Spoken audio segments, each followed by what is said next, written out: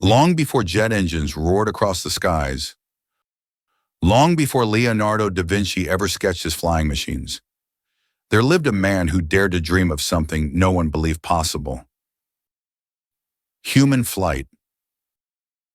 In a time when gravity was unquestioned and the sky was the domain of birds and myths, he looked up and asked, "What if we could fly?"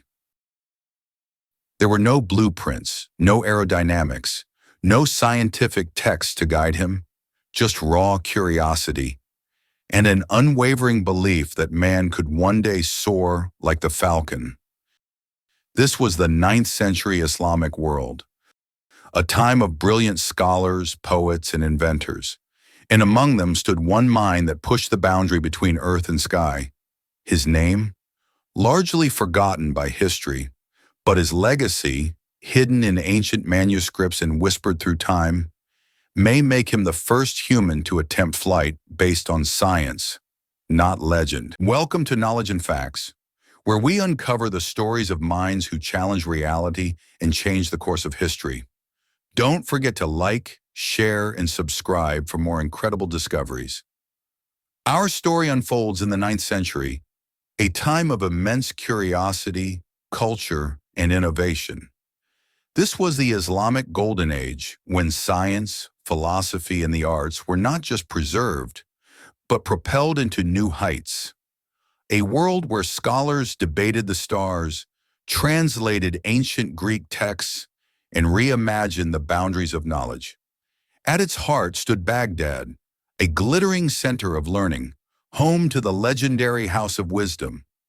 Here, minds from across the known world gathered to study mathematics, astronomy, medicine, and mechanics.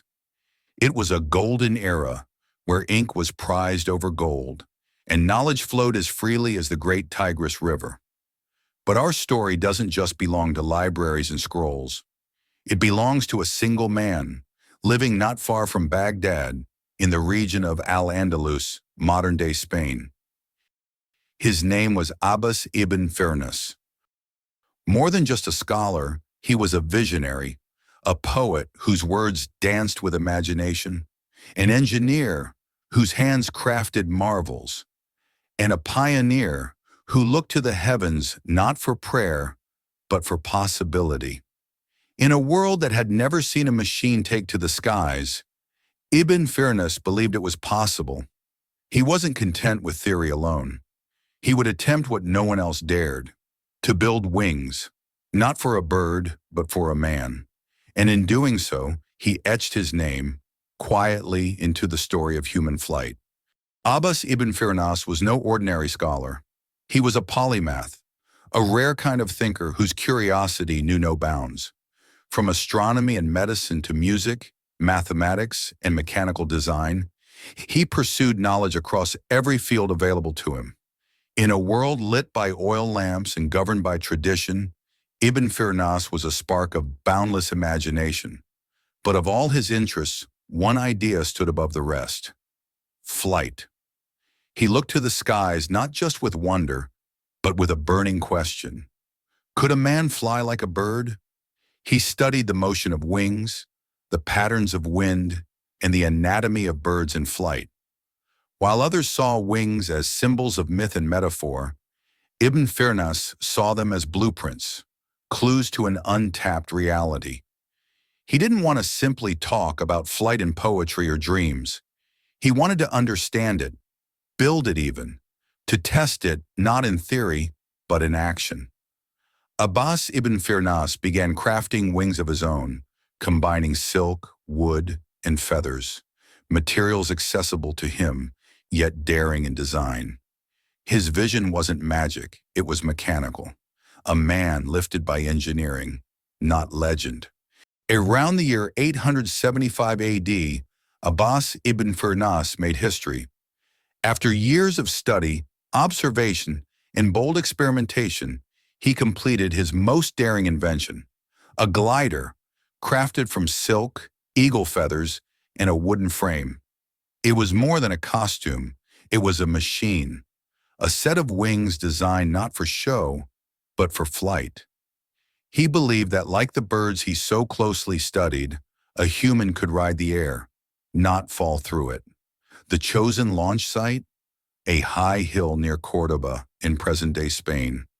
And on that day, with a crowd watching from below, what happened next astonished everyone. He didn't plummet. He didn't crash. Instead, he glided, not far, not high, not for long, but long enough to prove that controlled flight was possible. Witnesses described how he stayed aloft briefly, descending in a measured, gliding arc before landing with minor injuries. Though his flight didn't soar across the skies, it defied belief. No one had seen anything like it. Abbas Ibn Firnas didn't just imagine flying. He did it, and with that short glide, he became the first recorded person in history to attempt human flight. Abbas Ibn Firnas's flight was bold, but it didn't end gracefully. After gliding through the air, he came down hard. The landing injured his back, a painful consequence of a brilliant risk. But Abbas wasn't defeated. He reflected on what had gone wrong and realized something astonishing. His glider had no tail. Birds, he observed, use their tails not just to steer, but to stabilize and slow down before landing. Without one, his flight lacked control during descent. The wings had lifted him, but the missing tail had brought him down. It was a simple, profound realization, and it placed him centuries ahead of his time. Aerodynamic theory, the science of flight stability and control, wouldn't formally exist for nearly 1,000 years. Abbas's crash didn't mark the end of a failed attempt. It was the beginning of something much greater, a scientific approach to human flight, centuries ahead of its time. While much of Europe still told cautionary tales of Icarus and waxwings, Abbas Ibn Firnas was doing something different. He was experimenting with lift, drag, and controlled descent. He wasn't chasing myth. He was exploring science. Nearly 600 years before Leonardo da Vinci ever drew his iconic flying machines, Abbas had already built one. Not on parchment, but in the skies above Cordoba. Though few detailed records survive, echoes of his flight live on. From Arab chronicles that speak of his daring leap, to modern historians who recognize him as the first person to make a scientific attempt at human flight. Today we build aircraft with advanced materials and complex engines. But the spirit that lifts them from the ground? That began with dreamers like Abbas. His story reminds us, innovation doesn't begin with tools, it begins with questions. And the courage to leap, even when no one else believes it's possible. Today, Abbas Ibn Firnas is finally stepping out of the shadows of history and into the spotlight he deserves. Across the world, his name now graces airports, monuments, and even a crater on the moon, testaments to his lasting impact on science and human imagination. In Cordoba, Spain, a statue honors the man who dared to take flight centuries before it became possible. His life encourages us to keep pushing boundaries, to keep questioning what's possible, and to never forget that innovation is a shared human story, one that belongs to every culture, every mind, and every dreamer.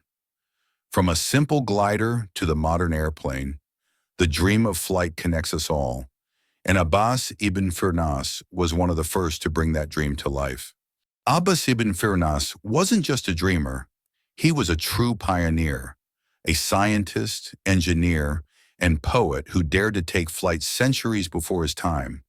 His courage and curiosity opened the skies to possibility, inspiring generations long after. If you're fascinated by forgotten innovators like Abbas, make sure to subscribe to Knowledge and Facts. Here we uncover the stories of those who shaped our world, often without the recognition they deserve. And coming soon, we'll explore the life of a remarkable man who mapped the human body centuries before modern medicine existed. His discoveries laid the foundation for how we understand ourselves today. Stay curious and join us as we bring the past to life, one incredible story at a time.